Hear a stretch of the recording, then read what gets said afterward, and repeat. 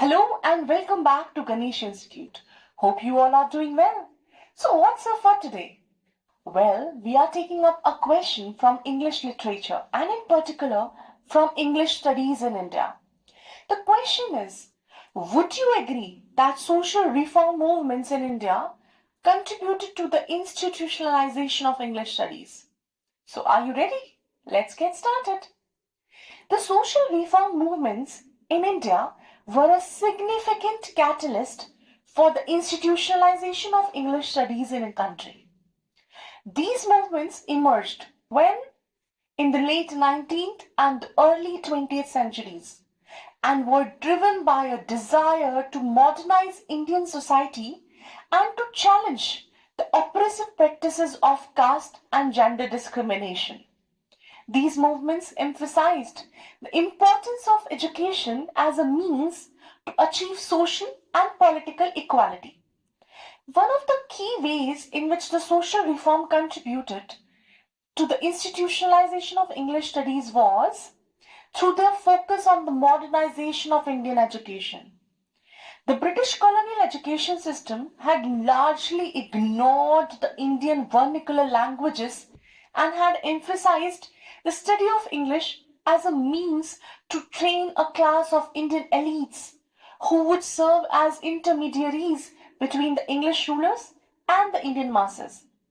The social reform movements challenged this model of education and advocated for a more inclusive and advocated for a more democratic system that would cater to the needs of all the Indians. As part of this effort, the social reform movements established a number of institutions that offered education in English. These institutions include schools, colleges, universities that were run by Indian reformers. Please note this. And this aimed to provide a modern education that combined Western knowledge with Indian cultural values. The establishment of these institutions were crucial.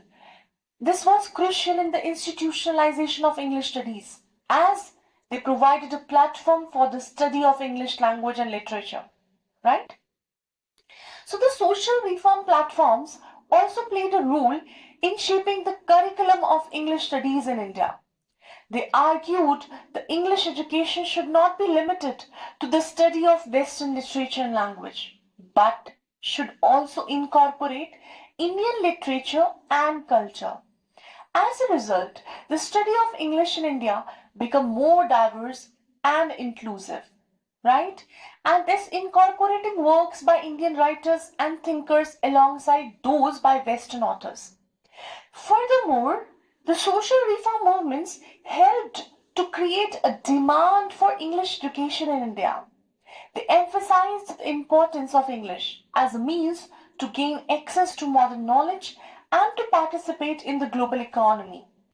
As a result, English education became increasingly popular among Indians, particularly those from the middle and upper classes who saw it as a means to upward mobility.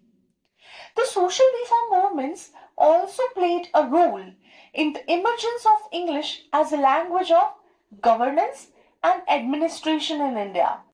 The British colonial administration had used English as the language of official communication, and the Indian elites who were trained in English became the new ruling class after independence.